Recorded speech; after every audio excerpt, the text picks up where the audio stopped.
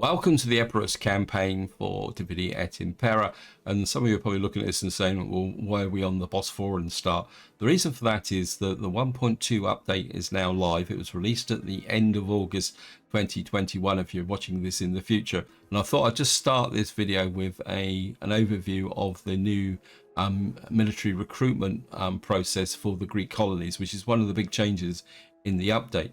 I'm aware that some of you may not be interested in this, therefore there'll be a timestamp appearing now for anyone who wants to jump forward straight into the Epirus campaign. If you decided to remain, welcome.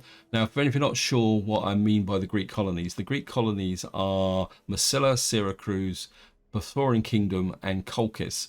And with the introduction of the 1.2 update, you've now got a choice between either going with the Hellenic military or the nomadic, but there is a little bit of a spin related to that, which I'll talk about.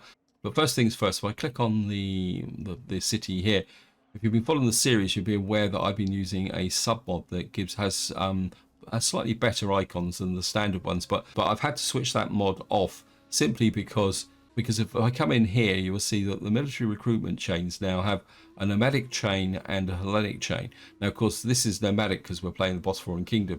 If you play, say, Massilia, you will have a Celtic recruitment chain. Now, if you have the submod I've been using enabled, you will not see these buildings. The icons do not appear. So effectively, you will not have access to the actual military recruitment chains. That's one of the warnings that was issued with the actual update notes, that some submods will have issues with this, with the 1.28 update. Anyway, I don't want to get into too much depth. What you will see if we click on here, you'll see that each of the two recruitment chains have the usual 4 levels. Now, if I got to here and we look at the description for a nomadic outpost, you can see that you actually get a reduction of banditry, which is going to be in contrast to the Hellenic building chain. You get better public order because you are adopting the local culture.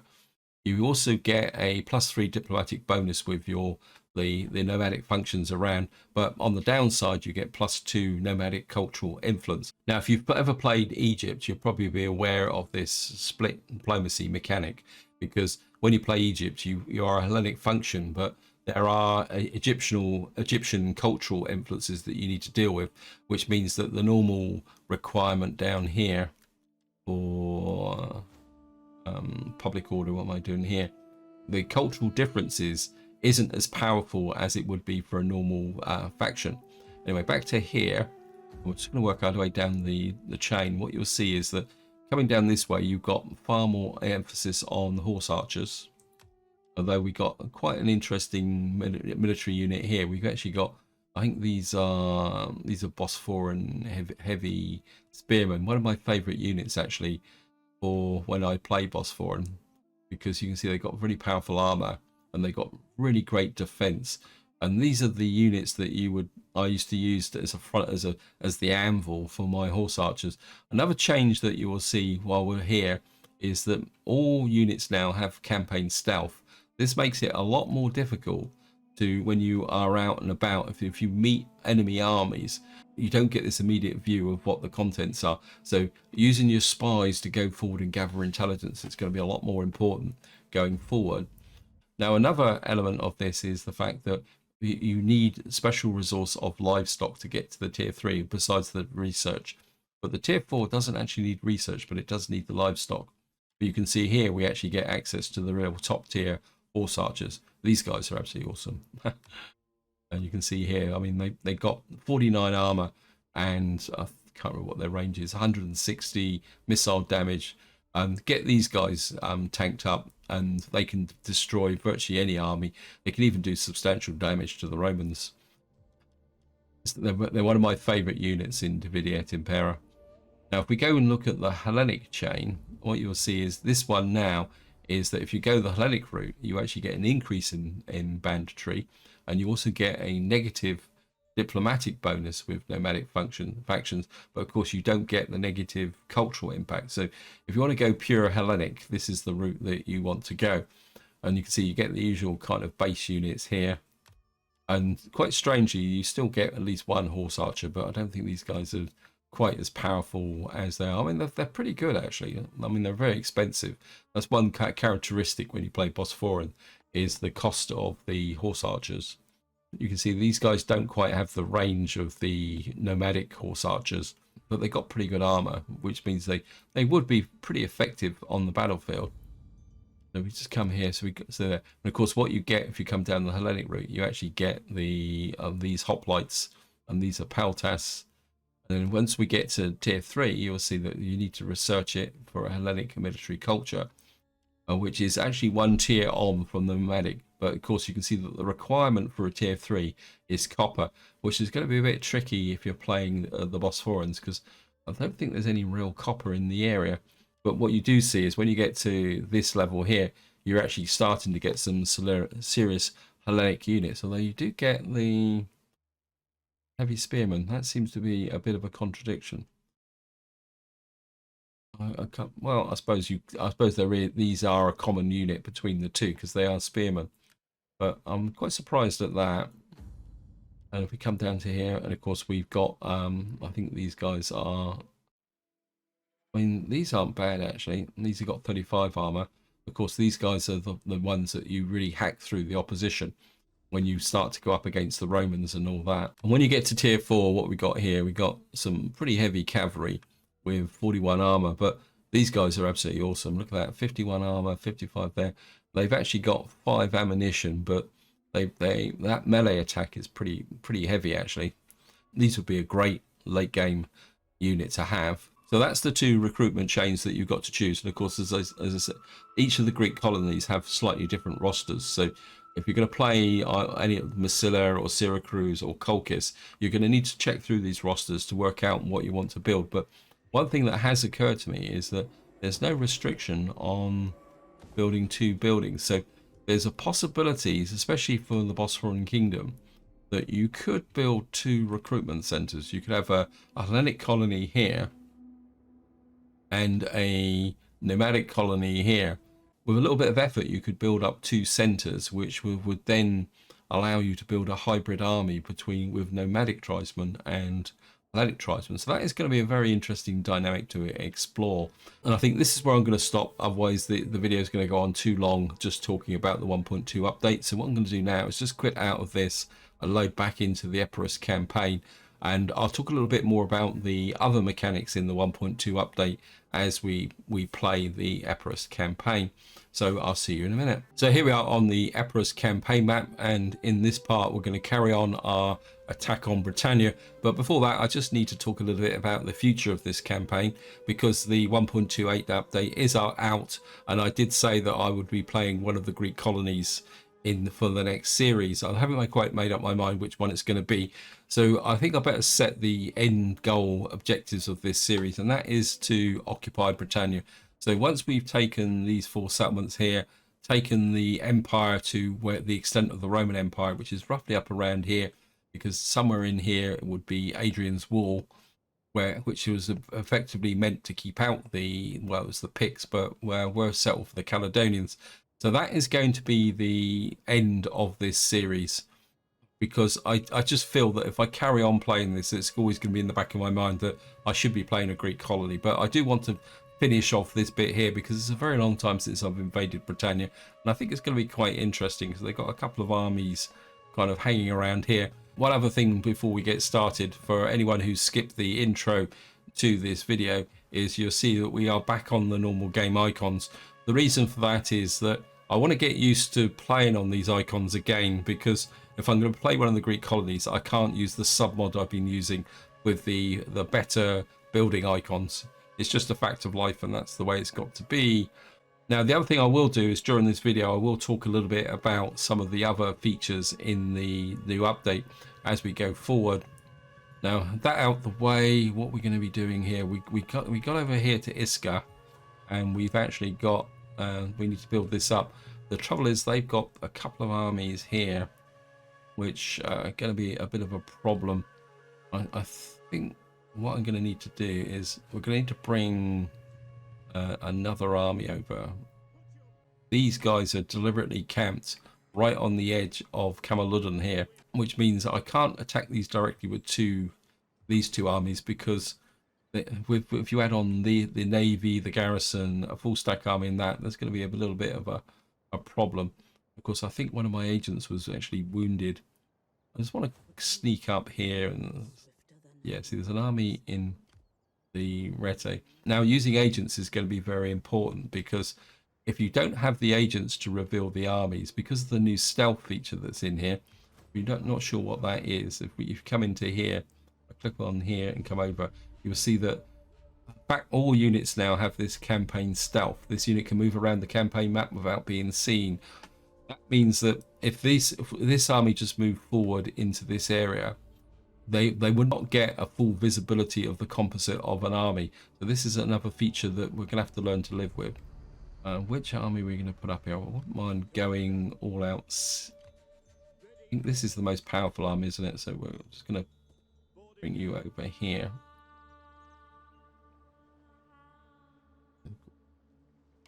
There's some very long pauses. Now, this guy could come in here.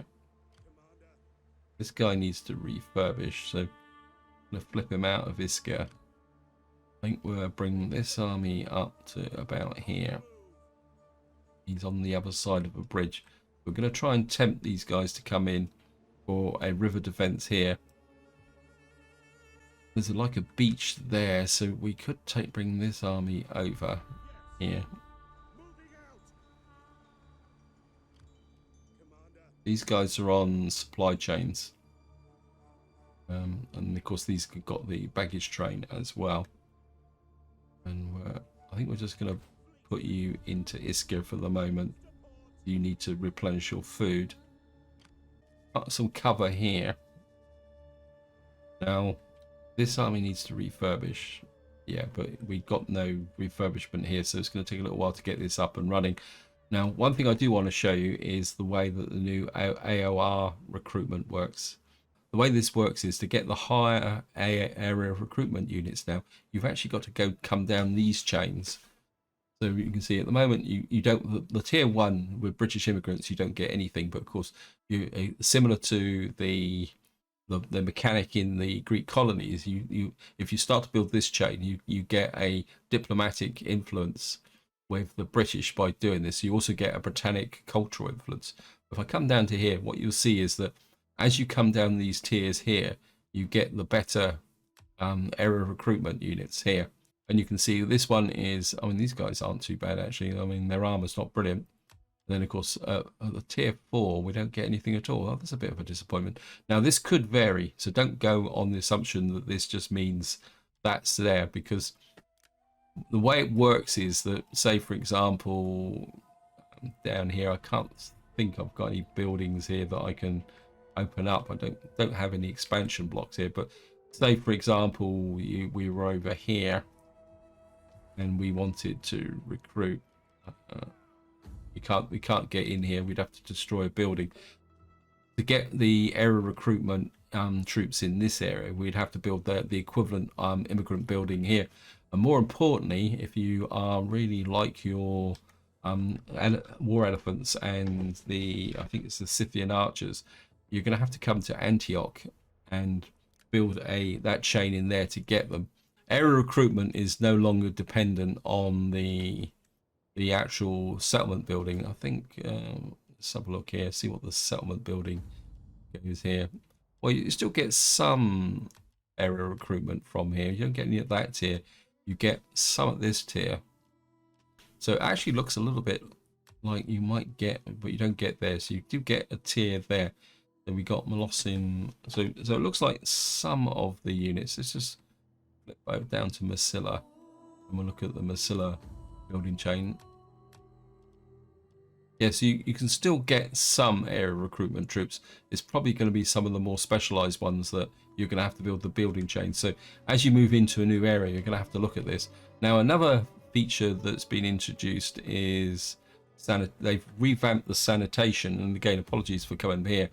What you'll see is that now when you build your first level building, you get tier 2 squalor, you get tier 3, tier 4, and tier 6 in here. And I think Squalor's been attached to other buildings. So compared to the previous release, the Squalor now builds up slowly over time. and rather than just building up, then suddenly you get hit by squalor. Now, I do intend to check my settlements, but as far as I know, I shouldn't have a problem with squalor because I've been building lots and lots of these aquifers and stuff like that, which should make quite a big difference here. Quite interesting that I seem to have. We just look at, yeah, we got the 2 fountains here, which you can see gives me a massive amount of squalor. Oh, yeah, you can see there. So I've got 32 sanitation, which of course offsets squalor. I think the other thing they've also done is that, I'll just check the public order here. I think what they've done now is really nerfed the public order due to squalor. I think that's been substantially reduced. Let's just check Rome again. Let's have a look and see. Oh no, that's still 42. So you can still build it up if you're not careful. Anyway, I'm rambling on, and we've got this. We got a navy there. We got this here. Of course, we got the other thing I also want to show: faction destroyed. Well, oh god, that construction complete. You've got the hippodrome is being completed over here. Is this building there? I've got to start recognizing the buildings again. Now, the other thing also is if you watch the previous couple of videos, you've seen that I was getting these messages about Carthaginians. And it seems that what we've actually got here for 15 turns is plus 15 diplomacy for Punic factions. But I don't think we're not actually a Punic faction, so we don't get any benefits for that. But we get minus 30% public order penalties due to local presence of foreign cultures or province. So it looks like it takes a little while for these abilities to kick in. But it might make the Carthaginians like us a little bit more. I don't think there's anything else there. Over here, we were putting, I think we had an army up here. And, oh, I've also got a rebellion down here, haven't I? We were in Corrales, and I put the, yeah, we got our new general in here. I think we can kind of, why can't I? Oh, we need to take you out of, oh, you've been in patrol. That's not good. What we're going to do is just get rid of these guys. Give this one a bit of experience. Yeah, I'm just going to go for the auto resolve for that. Oh, they obviously haven't fixed the auto resolve, but and of course our general here has got promotion. And he can just kind of move back to there. How is the public order? It's not bad actually. Of course, we've got to get used to these icons. This is actually a general, and I want him to do some fighting. So I think we're making military, even though he's actually here at the moment. Because what I'll probably do is move him back into the family, so we can bring him in other areas. Because by him doing some fighting, it should actually improve the. You can see straight away now, because he's actually got a promotion. He's won a battle. He's actually pushing up the loyalty for this Chenalian nobility here, which is going to make a difference because this guy's a pacifist, and the sooner he dies, the better. And of course, I think we still got a penalty for the new faction leader, because in the last part, we actually, yeah, we've still got political instability for 3 turns. Because in the last part, Alexander died and we've got a new faction leader. Apologies, I keep flashing in here. It's been a little while since I've actually played the Epirus Campaign. I'm kind of a little bit out of touch where it is. So this is our new faction leader. He's Nicodemus. So this is our new faction leader, Nicomedes. And we got our heir over here. He's 21. He's an admiral in Corrales. I think I'd like to get him into the front line as well, get a bit of experience, but maybe that's not quite so important because he's never going to rule the country because we're not going to invade the rest of the world. So I think we can do that. We're just going to go for an end turn now. Right, we've got some unassigned skills. Effects. Right, we got this guy here. He's a bit of campaign movement range would be quite nice, please, game. Now, line of sight's not been particularly that useful up until this update, but I think now improving line of sight is going to make a difference, because I'm assuming that line of sight now overcomes stealth. So if you've got a veteran or a character that's got a good line of sight, then you should be able to spot the enemy opposition. We're just going to go for an end turn.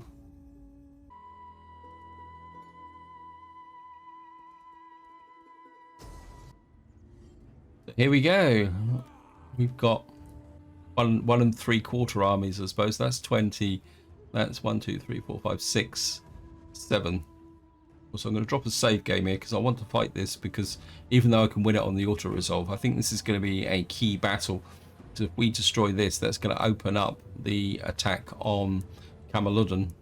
So we're going to fight this. And of course, we got a bridge defense, which means we can use our superior forces to destroy them if they try and cross the bridges.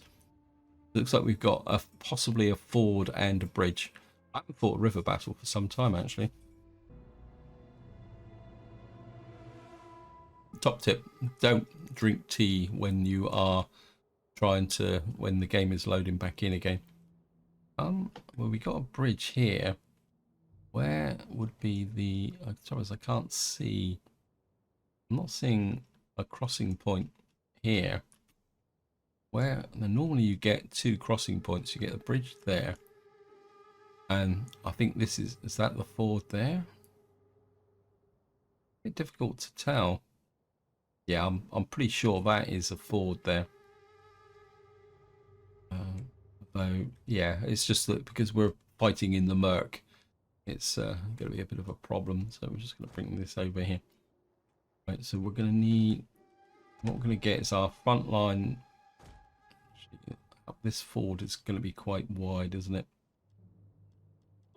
What we're going to do is we're going to put the pike units there.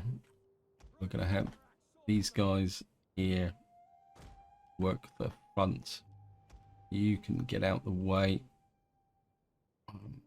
My instinct, we're going to put the artillery, one set of artillery that way, one set of artillery that way. I think we're going to concentrate some of our troops on this side. So let me just split this into, so you can come over there. So I know which side is which. We got these guys here. And you can kind of support this side here. And you can come up to there. Where the cavalry here. And where I have the general just in the center there. Where if this is the firing point, where got these guys here, and what I have is one set of these here and one set there. Right, I think that's it.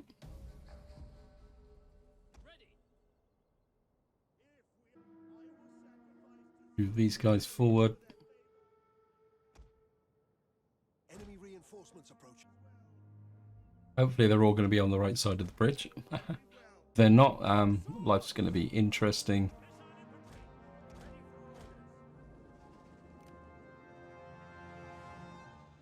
These guys are going this way. There's no crossing that way. I don't know where they think they're going. Got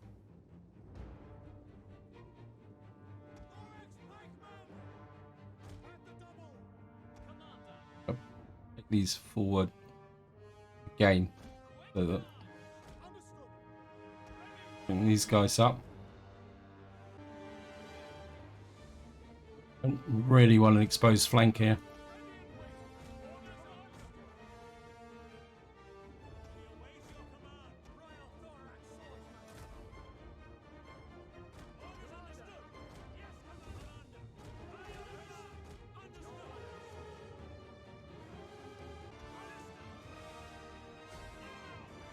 You fire into there. I think we'll just let these guys go freestyle.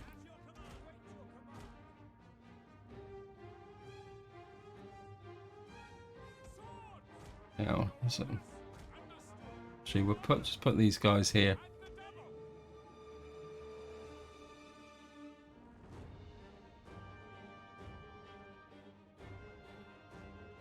One of our units has used all its ammunition. Yep, that's okay.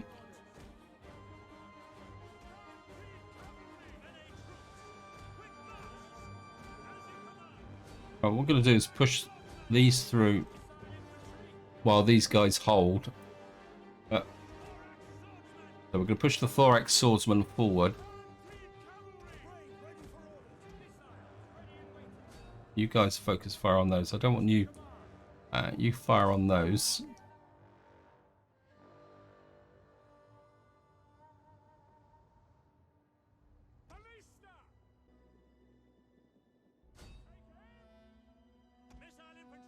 You guys fire. Focus fire on that. Actually, no. You hit these chariots.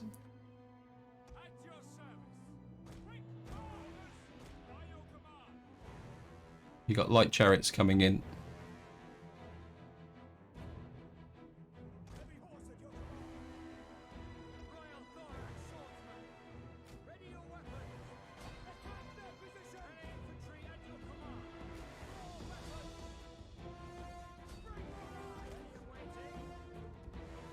One of our units has used all its ammunition.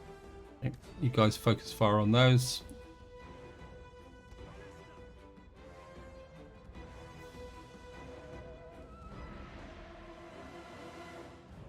You hit those. One of our units has used all its ammunition.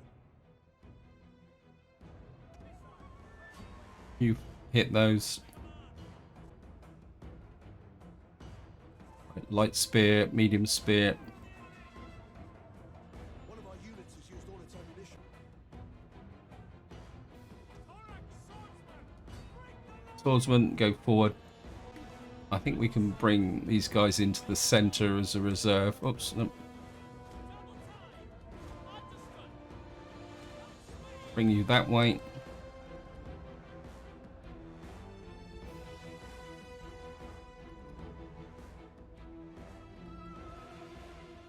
Right, we're just going to keep these guys as a reserve here.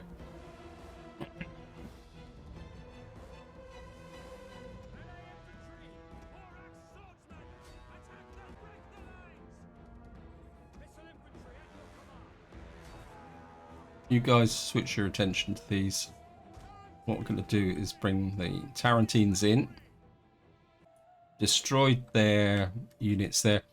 I think the potential break is on this side, although they're still bringing in. We've got medium melee infantry. We're not over. It's not done yet. Drop, leave the battlefield.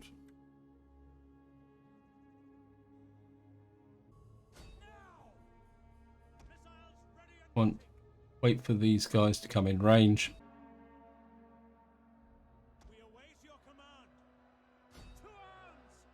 Right, I've got a feeling the break is going to be on this side.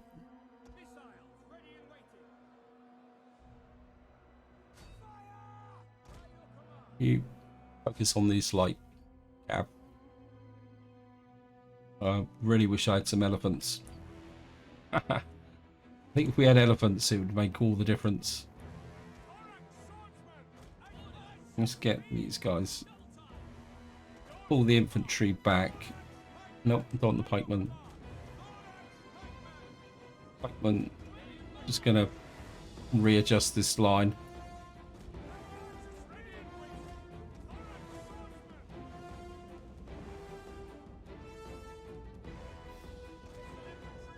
We're gonna move you up there.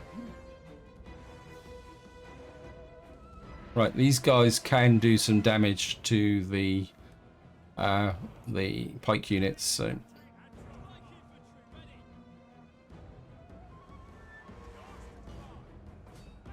You can see they've got the long swords. If we zoom in, thank you. These guys have got the long swords, so we need to countercharge these.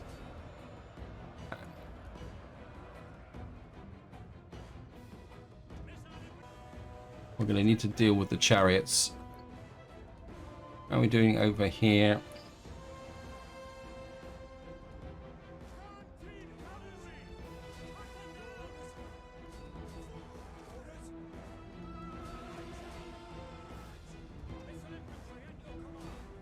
Right, we've got a heavy spear unit coming in. Oops, no, these guys have finished, so we've got a heavy spear unit here. At your service.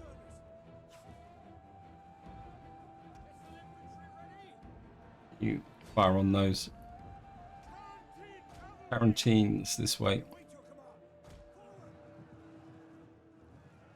Right, we need to deal with the heavy spear infantry there. Missile infantry ready. Yes, Commander. Swords. Orders understood. What we will do is we'll bring a cav unit Yours to command. back over here. I think we may get the break here, actually. Missiles awaiting targets. Missile infantry ready. Thorax swordsman. To arms. Ready for planks. One of our units has used all its ammunition.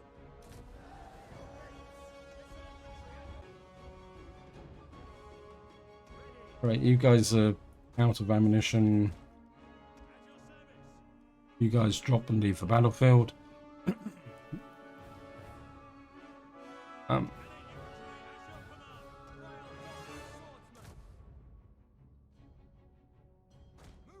What I'm going to do is Form up. Fire. Commander. let me get some fire onto these. Reform. Actually, these guys are so much indecision.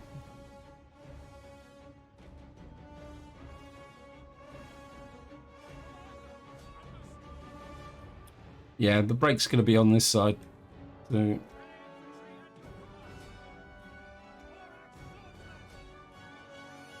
One of our units has used all its ammunition. Missiles awaiting swordsman. Royal thorax swordsman. you guys withdraw.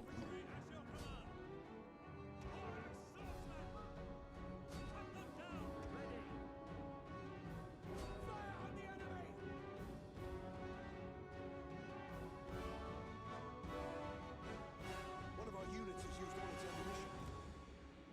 Ready weapon. Melee troops. You can just stand there as a Swords. kind of defensive unit. Thorax swordsman. Advance. Actually, you guys are kind of clogging the... Ready for orders. You come back. Advance at speed. You Yes, Commander. and you hack onto them.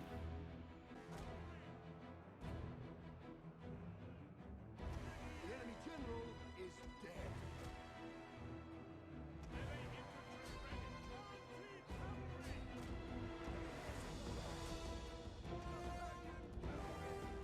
Our general is under attack.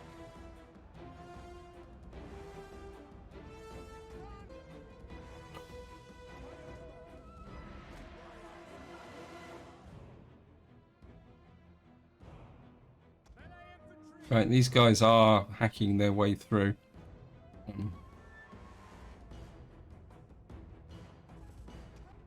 Apologies, I keep putting them backwards and forwards.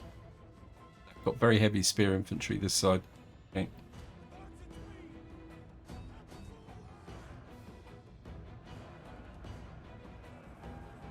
One of our units has used all its ammunition. Okay, we're in for a grind.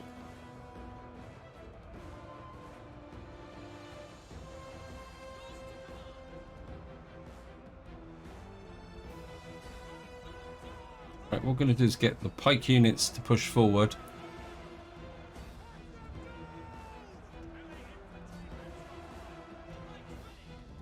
Oh, stop. No, no, no, no. Push forward. Cavalry out, so you're not having an effect.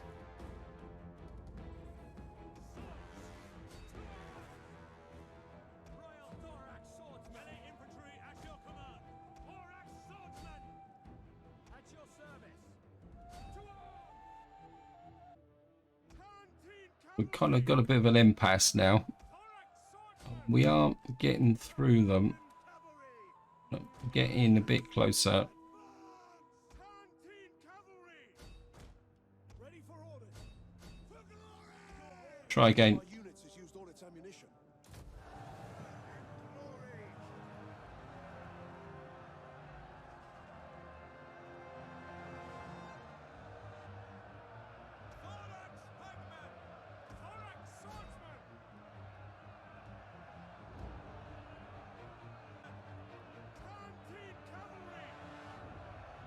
Tarantines aren't having the impact I was hoping for.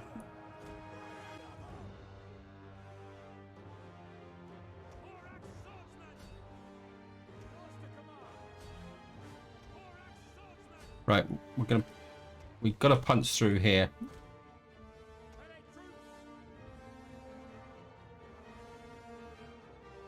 Got 2 sets of heavy spear infantry. What I'd like to do is get one of you out for a flanking action. So here is going to be the holding action.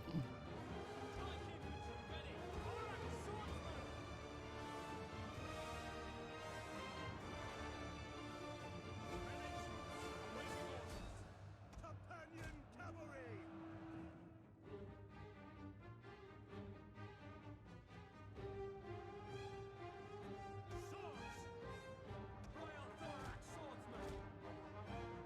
Can you push out this way? I need the flanking attack. The men are wavering. Who's wavering?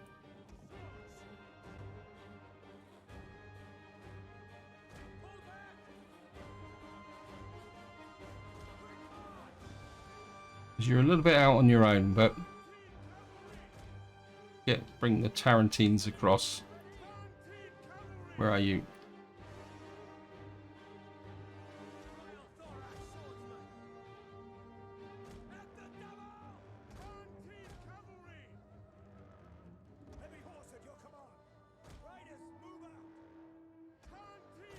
We can get the cavalry out so we can get the flanking attack.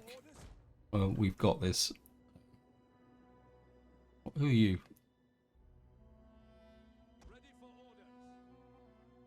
Oh, you're the baggage train.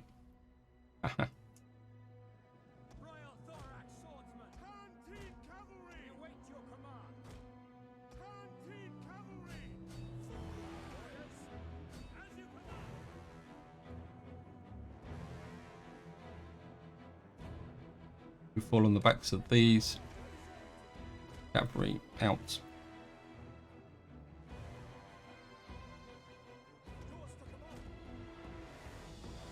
Bump press. We can break these because these are the general units. How are we doing over here?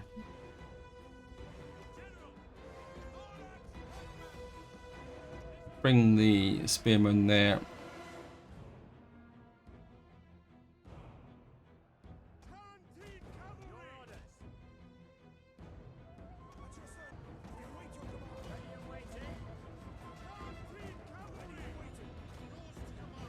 You here. I must admit, they actually said in the 1.2 update that they've made some changes to actually improve performance in the battle, and I actually get a feeling that things are a little bit smoother than they were before, especially in a battle like this with clusters of troops. I actually feel a bit more confident now about zooming in again. Gonna get in here. We're kind of getting them in a horse sandwich now.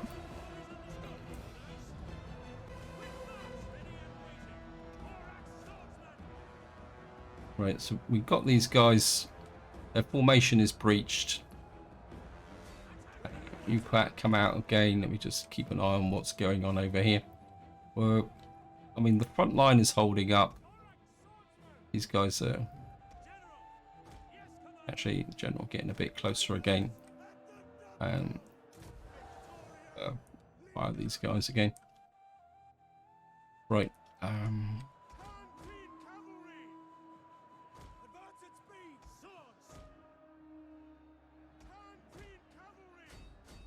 We can bring these guys across as a reserve. Where's the other Tarantines?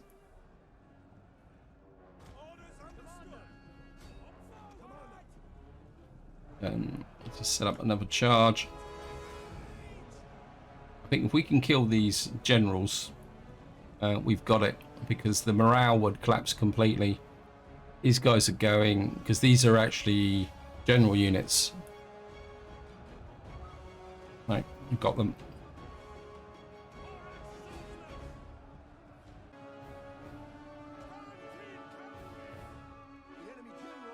Yep.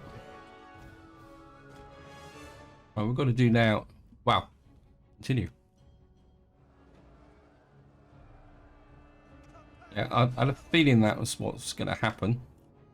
You're probably too far back now to contribute, but we do need to... These were general units, so I want my cavalry over here facing these. We're just going to speed the game up. I think this is going to be a very significant battle, because that means that they've effectively destroyed the main part of their forces. And if we can get in and tear these units up, there's a one of you go after these guys. I know they're medium troops, but you go after that heavy spear unit. General's going to get quite a few kills as well. Whereas I can't really see very well with the map. There we are. The baggage train, if they can get in quick enough. I think we've got most of the guys over here, and it looks like we didn't take that much in the way of damage, and we got the other army coming through. So that was a pretty good battle, actually. I enjoyed that, and it's just that smooth feeling now. You can see all the bodies here, all the chariots. Chariots look formidable, but to be honest, they're very much a glass cannon. If you can hit them with missile fire or stop their initial charge, they're gone. My baggage train is a bit late, but never mind. So we're just going to quit battle, end battle. We lost 503. We killed 3,751. But more importantly, I think what we've done now is broken the main Eblani army's heroic victory. Yeah, there we are. We've effectively... Oh, looks like one of their generals has survived here. But he's only a chariot unit. They're again, they're... Oops.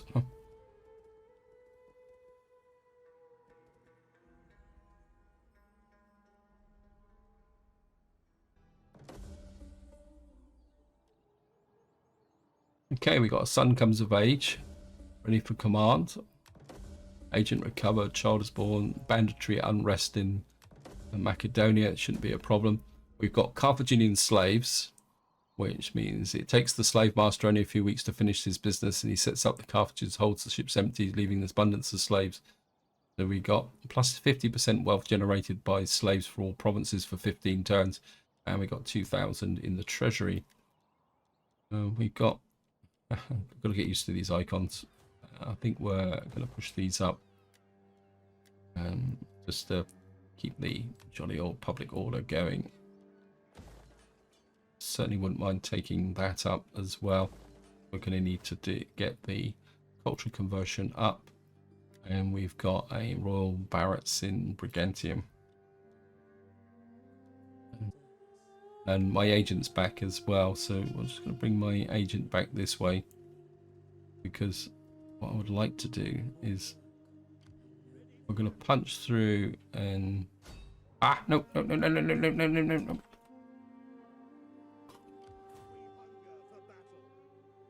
It's because I put my agent there, isn't it?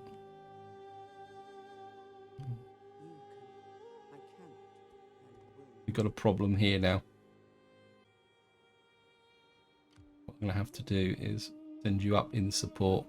We got two armies together there, and that means these guys are going to get away.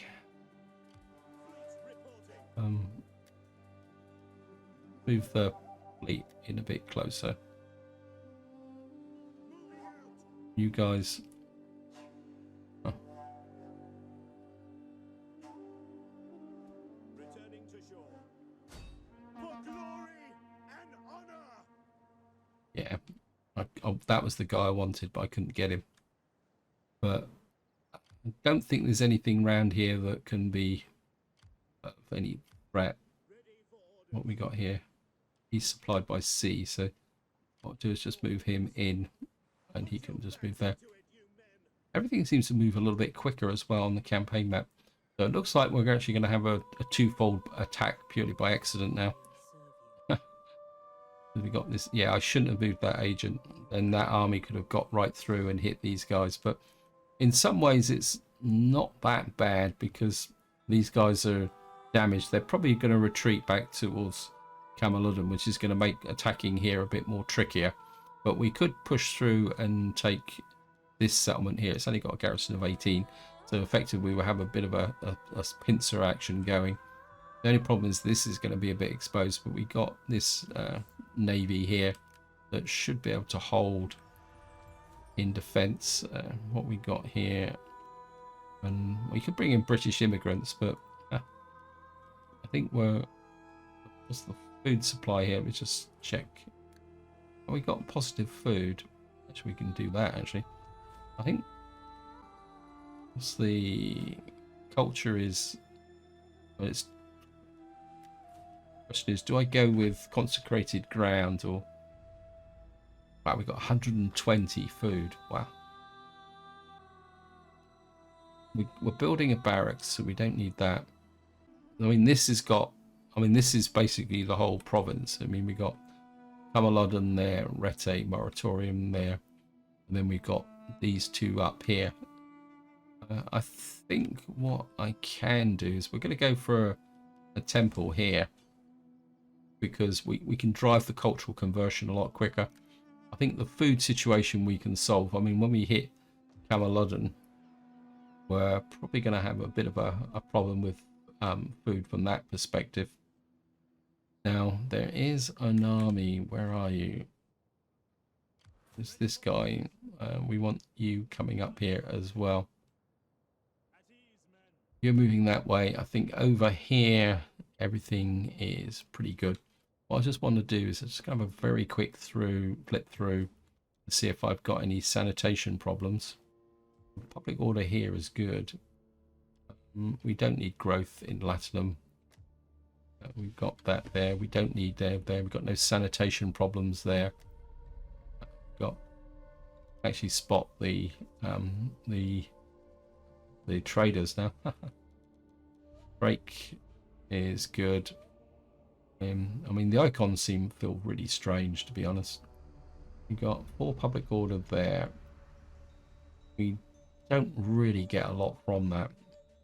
We get plus 60% generated by slaves, but we already got 45%. No sanitation problems there. To be honest, I'm not expecting any sanitation problems at all, to be honest. That's for 2 public. Oh, wow. We'll certainly go with that. That's only an increase of 2 public order for that. And we got squalor. Yeah, I mean, you can see here we got squalor. We got loads of that, so we can take that. Narbonensis is good. That is good. No little red icons. This icon here should go red if there was a sanitation problem. We got this here. This is, wow, that's going to be quite neat as well. We got public order for that, so we can take that up. That price gone down. Oh, it's 13,000. It's not that big a problem. I mean, it's not that we got a shortage of cash. We're getting 180,000 a turn at the moment. Yeah, again, you can see that because I've built these sanitation buildings, the sanitation is off the charts.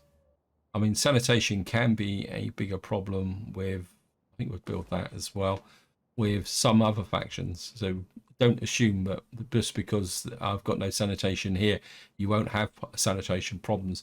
I think the advantage when it comes to sanitation is with the Hellenic factions and Rome, because they've got the buildings to really push it up.